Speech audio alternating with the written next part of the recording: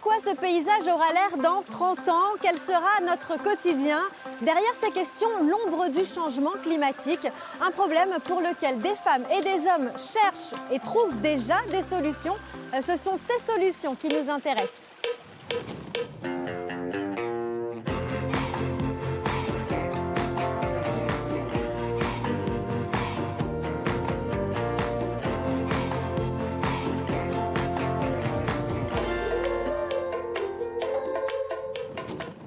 Pour ce premier numéro de Se réinventer, nous suivrons la piste de l'eau. Et notre première étape commence ici, au Guégiraud, en Haute-Vienne, sur la commune de Saint-Junien. Nous irons voir comment des agriculteurs tentent de s'adapter aux périodes de sécheresse, quelles sont les solutions envisagées pour consommer le moins d'eau possible. Nous nous intéresserons aussi à l'initiative de 6 communes de Creuse face à la pénurie. Ensemble, elles vont chercher l'eau potable en profondeur. Et puis, dans le thème chasse au gaspillage, gros plan sur Rivedoux, une cité balnéaire de Charente-Maritime qui traque les fuites d'eau en écoutant le bruit des canalisations. La ressource en eau, c'est un enjeu majeur. 1,5 milliard de mètres cubes d'eau douce sont prélevés en une année en Nouvelle-Aquitaine. Un peu moins de la moitié sert à l'agriculture, 30% pour l'eau potable. Les 20% restants se répartissent entre la production d'énergie et le secteur industriel. Pour ce qui est de la qualité, 60% des eaux souterraines sont classées en bon état. En surface, seulement 36% des cours d'eau seraient en bon état écologique. Et pour les plans d'eau, c'est encore moins, 15%. En clair, le constat des experts n'est pas réjouissant. Il est plus que temps de trouver des solutions.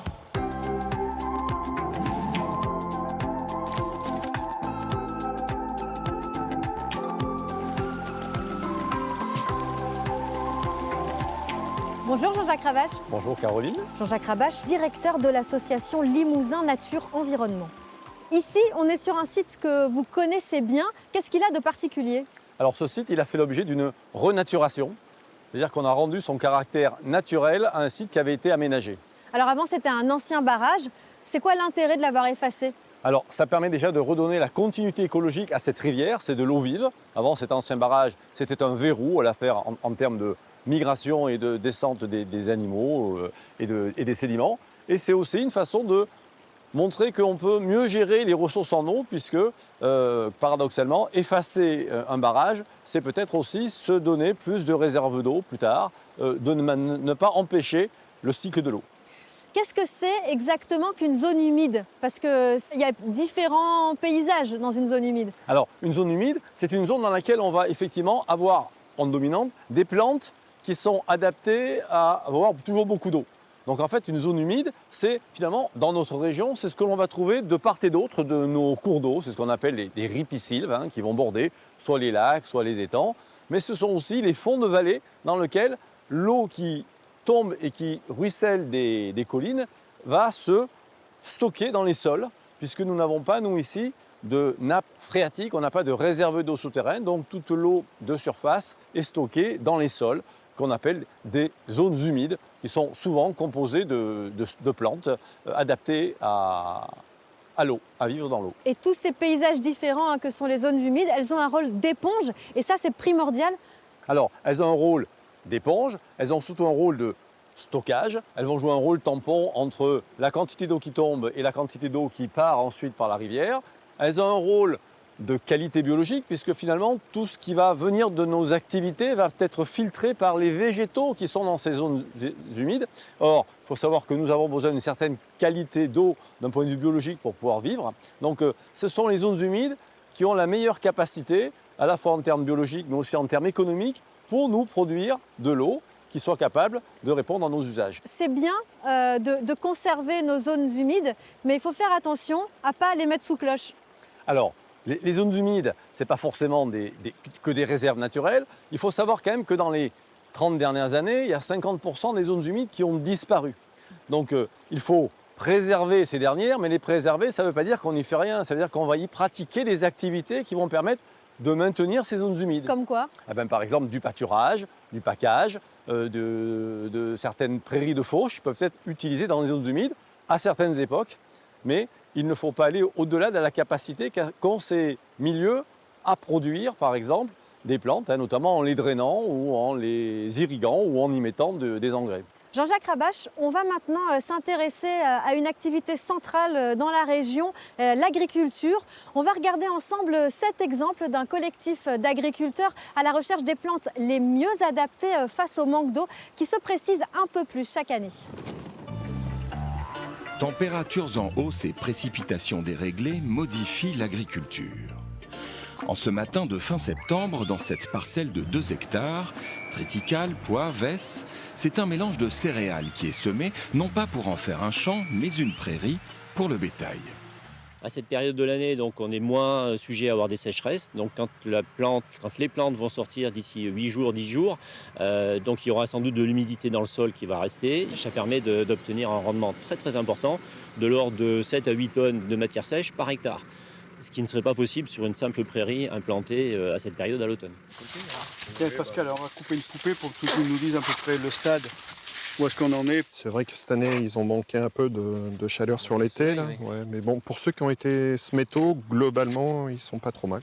Depuis 2018, la Chambre d'agriculture de Creuse soutient une dizaine d'éleveurs de Vallières. Pour faire face au réchauffement climatique, ils ont créé un groupement d'intérêt économique et environnemental. Un des défis, faire pousser des plantes moins gourmandes en eau. Sorgho, Moa ont été testés, mais ici, c'est le maïs qui remporte la palme.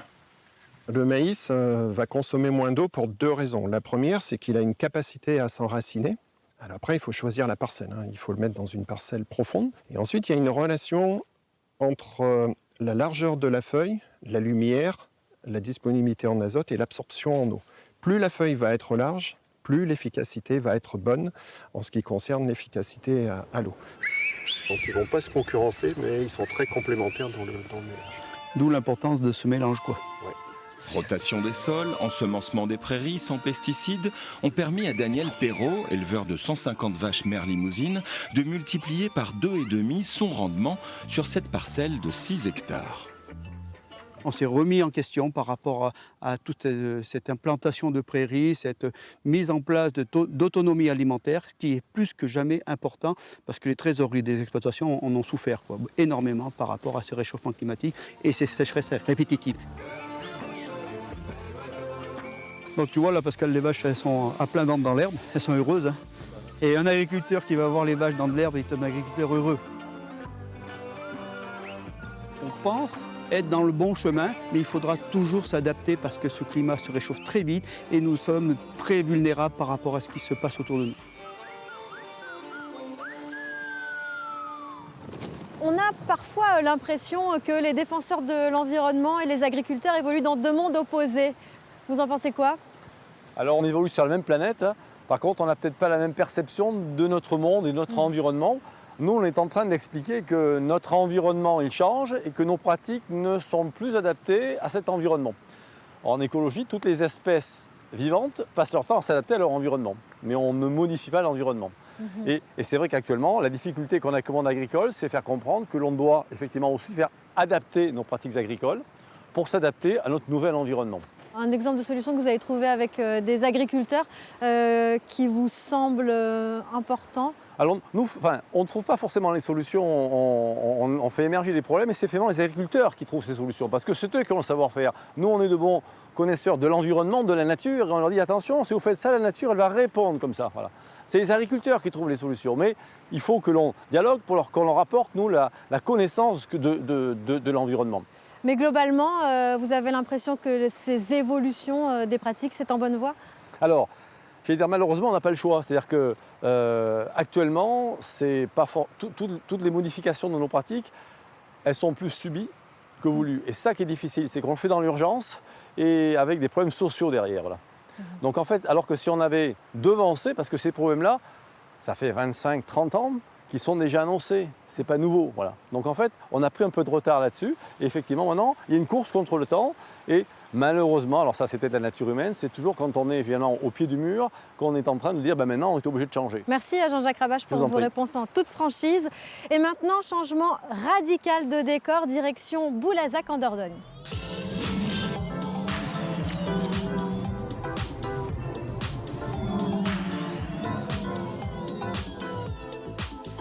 Tout de suite, nous avons rendez-vous dans un jardin exotique, mais je peux vous assurer que ça ne va pas sentir la fleur de tiare, parce qu'ici, c'est une station d'épuration et on va essayer de comprendre comment elle fonctionne.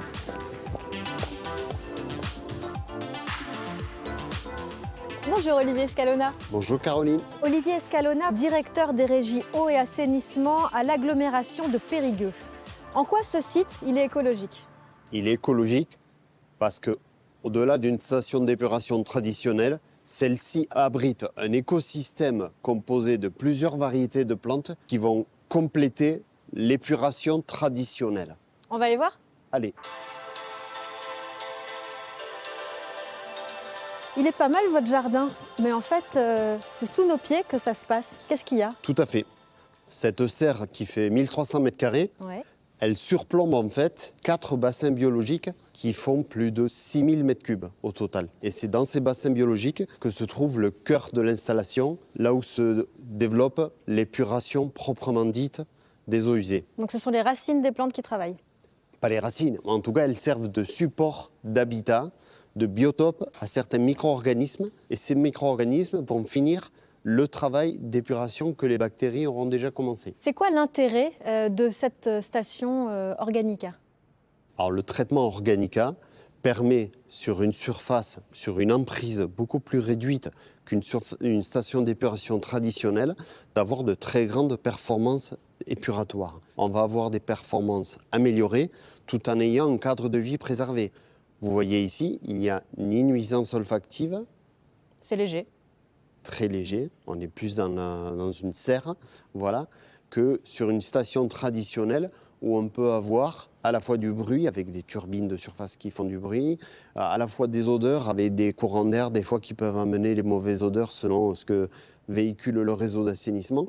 Donc on a un cadre de vie préservé pour l'environnement, pour les riverains et les habitants de l'agglo qui veulent faire des loisirs en se baladant sur la voie verte. Et pourquoi vous avez choisi de confier la gestion à une entreprise privée? Parce qu'une entreprise privée bénéficie, au titre de son expérience, de son aura nationale, de capacités, de moyens techniques que le Grand Périgueux en son sein ne dispose pas, ou alors il faudrait qu'il recrute des laborantins, des physiciens, des électromécaniciens. Merci Olivier Scalona pour la visite. Merci. Et maintenant, c'est l'heure de notre prochain reportage. Lorsque la pénurie d'eau potable est devenue une menace concrète, voici la solution de 6 communes de Creuse. Là, on est en train de tester les débits. Donc, on teste à 10 mètres cubeurs. Après, on va tester à 15 mètres cubeurs. On a trouvé de l'eau à Maisonfaine, ou plutôt en profondeur, dans une faille de la roche granitique. C'est l'aboutissement d'un long travail d'études. Il a fallu des cartes, des photos aériennes, des mesures géophysiques avec du courant électrique et même un sourcier. Habituellement, on a des captages drains ou des prélèvements dans les rivières, donc très superficiels, vulnérables en quantité et en qualité. Et là, l'objectif, c'est de chercher des ressources donc plus profondes. C'est environ à 70 mètres de profondeur la venue d'eau. Donc là, on n'est pas au niveau d'une concurrence avec la végétation. Pour arriver à ce résultat, 6 communes du secteur se sont regroupées. La ressource baisse avec le réchauffement climatique et la consommation augmente avec le tourisme et les piscines. Il fallait préparer l'avenir. On essaye de trouver de l'eau où c'est qu'elle se trouve, peu importe. Par rapport à certaines communes, il y a des communes qui n'auront pas de forage, il y a des communes qui auront des forages, mais demain, il y aura de la tuyauterie qui ira vers chaque commune pour alimenter toutes nos 6 communes. L'un des maires concernés est aussi le président d'une laiterie qui emploie ici 130 personnes. L'entreprise a ses propres forages, mais en cas de sécheresse, il faut aussi protéger son activité qui consomme plus que la commune de Dun-le-Palestel. Surtout les nettoyage des citernes. Vous avez vu les citernes, nettoyage des tanks, nettoyage de la fromagerie, nettoyage des moules de fromagerie, ainsi de suite, nettoyage des pasteurisateurs, on nettoie partout. L'entreprise et la population doivent aussi s'habituer à économiser l'eau. Il faudra attendre encore 1 an et demi avant de boire celle du nouveau forage.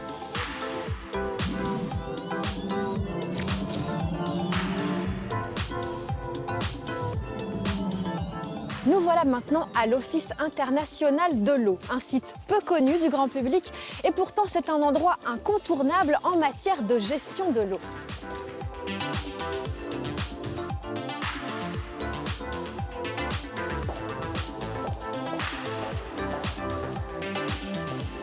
Bonjour messieurs. Bonjour. Benoît Fribourg-Blanc, expert européen à l'Office international de l'eau. Jean-Emmanuel Gilbert, directeur développement de la société Aquacé. Quand l'eau va manquer dans la région et dans quelle mesure? Alors dans la réalité, ça a déjà commencé. Voilà. C'est assez clair dans les dernières années. Ensuite, quand on parle de région, il faut savoir de quoi on parle. Si on parle, parce que l'eau, c'est local, d'accord? Donc, par exemple, ici, nous sommes à Limoges, dans le Limousin. La problématique de la gestion de l'eau du Limousin n'est pas du tout comparable à la gestion de l'eau dans le Bordelais.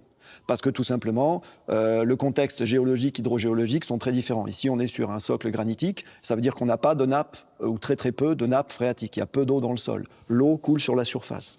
Donc si, par exemple, dans le Limousin, il s'arrête de pleuvoir, c'est comme si vous arrêtez le robinet chez vous. L'eau s'arrête quasiment immédiatement. Mais on voit que dans d'autres territoires, comme par exemple, reprenons le Bordelais ou la vallée de la Garonne, la problématique va être différente, mais il n'empêche que toute la région Nouvelle-Aquitaine, c'est-à-dire en fait le bassin de la Adour-Garonne, va être le bassin qui est le plus impacté de très très loin en France par le changement climatique. Le changement climatique, dans la réalité, son premier impact, c'est le dérèglement du cycle de l'eau. Ça veut dire qu'en été, on aura de plus en plus de restrictions. Qu'est-ce que ça veut dire concrètement pour nous? Ça veut dire qu'on aura plus de restrictions en été. Ça veut dire qu'il faut aussi changer la manière de la gérer pour la stocker ou la garder sur le territoire avant qu'elle s'en aille dans la rivière et à la mer. C'est essentiellement une question de gestion temporelle parce qu'il pleut nettement plus d'eau et il continuera à pleuvoir nettement plus d'eau qu'on en a besoin pour nous, humains. On en a besoin pour l'agriculture, c'est là probablement que la tension sera la plus forte.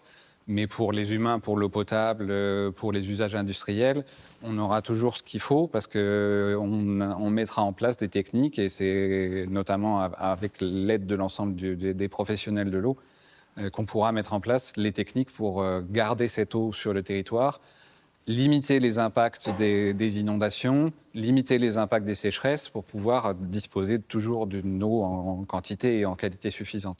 Aujourd'hui, il faut complètement repenser le modèle économique? Au niveau des industriels, mais c'est valable aussi pour les collectivités, on est aujourd'hui sur des modèles économiques qui sont où vous payez au mètre cube consommé, d'accord? Ce qui veut dire que, par exemple, votre fournisseur gagne beaucoup d'argent si vous consommez beaucoup. Il gagne beaucoup d'argent si vous polluez beaucoup. Ben ça, c'est en contradiction totale avec le fait que, dans le futur, il va falloir réduire les consommations et réduire les pollutions produites. Parce que vous avez un acteur qui, lui, faisait son chiffre d'affaires là-dessus, et vous allez lui diminuer. Donc ça veut dire que le modèle économique l'équilibre, puisque lui, il travaille, donc il faut bien qu'il soit payé, tout ça, c'est normal. Et donc là, il faut commencer à imaginer un modèle économique qui dise, OK, je vous rémunère à la performance. Plus vous m'aidez à réduire mes consommations, plus vous gagnez d'argent. Pourquoi? Parce qu'il n'y a plus d'eau. Il n'y a plus d'eau en temps de disponibilité au quotidien en quantité-qualité. Ou alors on va rentrer dans des conflits d'usage, etc. Ces conflits d'usage, ça va être entre, par exemple, la ville, l'industrie, l'agriculture, les milieux naturels, bien sûr. Donc les textes disent que l'eau potable et les milieux naturels sont prioritaires, ce qui veut bien dire que les autres ne sont pas prioritaires. Et donc, s'il y a une restriction en eau, il va y avoir conflit d'usage. Donc, si on est sur des modèles économiques qui sont un petit peu en contradiction avec cette volonté de réduire, ça va être un autre problème. Vous êtes d'accord sur le fait que c'est terminé, le monde open bar, l'eau illimitée, c'est fini? Plus que le monde open bar, je pense que ce qui est terminé, c'est le fait de j'ouvre mon robinet et je ne me préoccupe pas de ce qui se passe avant et de ce qui se passe après. C'est ça. Ce qui aujourd'hui va venir de plus en plus, c'est que tout le monde va devoir prendre conscience que quand il ouvre son robinet ou il tire sa chasse, ça a un impact sur le milieu derrière, ça a un impact à la fois quand je prélève de l'eau pour alimenter ma chasse d'eau, mais à la fois après quand je rejette de l'eau à la station d'épuration. Il faut que tout le monde prenne conscience que l'eau, c'est un cycle, qu'elle arrive par la pluie, et ensuite qu'elle est prise dans le milieu, qu'elle est utilisée, et ensuite qu'elle retourne au milieu, et qu'on n'est pas complètement indépendant du milieu naturel dans lequel on vit. On va maintenant se diriger sur l'île de Ré. On va du côté de la commune de Rivedoux qui, pour traquer les fuites d'eau, a trouvé cette solution. Tous les 15 jours, Jonathan répète les mêmes gestes. Ce technicien récupère des sondes comme celle-ci et les déplace au fil du réseau d'eau potable de Rivedoux, seule commune de l'île de Ré équipée de ce dispositif dernier cri pour écouter le bruit des canalisations. Chaque fuite produit une vibration sur le réseau d'eau potable et donc produit un bruit que l'appareil enregistre et nous permet après de prélocaliser, suivant quel appareil nous donne une alarme, où se situe la fuite à 100-150 mètres de rayon. Une chasse au gaspillage engagée depuis 5 ans à Rivedoux. Cette cité balnéaire voit sa population et donc sa consommation d'eau tripler en été. Difficile alors de traquer les fuites en se fiant uniquement aux pics de distribution. Des compteurs ont donc été installés au pied du château d'eau et 50 sondes acoustiques sont déployées sur le réseau. Au total, 130 000 € d'investissement pour le syndicat des eaux de Charente-Maritime. Cet investissement était nécessaire parce qu'il y a 4 ans encore, on perdait environ 130 000 m3 d'eau par an. Voilà, c'était la différence entre les volumes qui sortent du château d'eau et les volumes qu'on relève en consommation chez les abonnés. Chaque année, on économise 90 000 m3 d'eau non prélevée justement à la source. L'eau ici, il faut savoir qu'elle vient de la Charente. Donc elle est traitée à l'usine de Saint-Hippolyte, au sud de Rochefort. Et ensuite, elle parcourt toute la moitié nord du département pour arriver dans l'île de Ré en passant par le pont, via des canalisations. Donc effectivement, tout ce qu'on économise, on l'économise sur la ressource. Les économies réalisées représenteraient l'équivalent de la consommation annuelle de 1000 familles. Ce dispositif, particulièrement adapté aux milieux urbains, est également testé par d'autres fournisseurs d'eau potable, notamment à Royan et La Rochelle. Les capteurs acoustiques, comme on vient de les voir, à Rivedoux, c'est une des nombreuses solutions. C'est important. Aujourd'hui, on a 900 000 km de canalisation en France. Et ce genre de solution avec des capteurs permet d'identifier où sont les problèmes principaux et comment on va pouvoir le gérer. On se rend compte que les fuites d'eau, c'est une toute petite partie du problème. Perdre 1 litre d'eau potable, c'est pas comme si je perds 1 litre d'eau de rivière. Parce qu'en fait, c'est de l'eau qui a été processée. Donc je ne perds pas simplement que de l'eau, je perds aussi du travail, de l'argent, etc., etc. Mais parfois, on accepte de perdre cette eau. Il est évident qu'il va y avoir des fuites. Qu'on en perde beaucoup, c'est pas bon. Qu'on en perde beaucoup quand on n'a pas d'eau, là c'est encore pire. Donc c'est pour ça qu'il faut voir ça. Donc si on rentre en restriction hydrique, ce qui est en train de se passer en fait, bien sûr l'eau potable va être prioritaire. Donc a priori on aura de l'eau au robinet. Par contre ça va impacter tout le modèle de production, à la fois industrielle et agricole. Et donc c'est là où ça va avoir un impact qui va être considérable, parce qu'il y a certaines activités qui ne pourront plus être menées. C'est là où il faut remettre en cause, ou remettre à plat, repenser les usages dans la ville, dans l'industrie, dans l'agriculture, de manière à ce qu'on dise, OK, on a un outil qui correspond à ce qu'on doit faire. Mais tous ces acteurs, l'agriculture, l'industrie, la production d'énergie, ils ont intégré l'urgence du problème ? Pour ce qui concerne les industriels, ils ont compris cette urgence-là dans les 18-24 derniers mois, parce qu'ils ont eu des arrêts de production. C'est-à-dire qu'à cause de l'eau, ils ont été obligés de réduire leur production. Donc ça impacte directement leur modèle économique. D'accord ? C'est clair, vous arrêtez une activité. Pour la partie agriculture, c'est en train de bouger, mais vous avez des rapports même au niveau du ministère de l'Agriculture qui sont assez alarmants sur l'impact que ça va avoir d'ici 2050 sur tout le système de production agricole. Ils sont directement impactés. S'ils n'ont plus d'eau, à la fin de l'année, ils n'ont plus d'argent pour vivre. C'est ça. Donc, pour eux, l'impact il est encore plus direct que pour les particuliers dans les villes qui, eux, ils ouvrent leur robinet et s'il manque d'eau, la collectivité s'arrange pour qu'il y en ait toujours suffisamment. Les techniques existent. Comme on le voit dans ce hall technique, il y a tout un tas de solutions qui sont éprouvées. Les systèmes de pompe, etc. Tout ça, c'est des systèmes qui sont éprouvés. Mais il y a aussi des systèmes qui sont plus innovants. Donc le mot de la fin, c'est toutes les solutions, même innovantes, elles existent. Il faut juste les mettre en place maintenant. Il faut les mettre en œuvre. Il faut les mettre en place, mais il ne faut pas oublier qu'on va passer d'un système qui est un système naturel, d'accord, de grand cycle de l'eau, qui nous amène de l'eau douce gratuitement, sans consommer d'énergie, sans travail, sans maintenance, sans rien. C'est royal.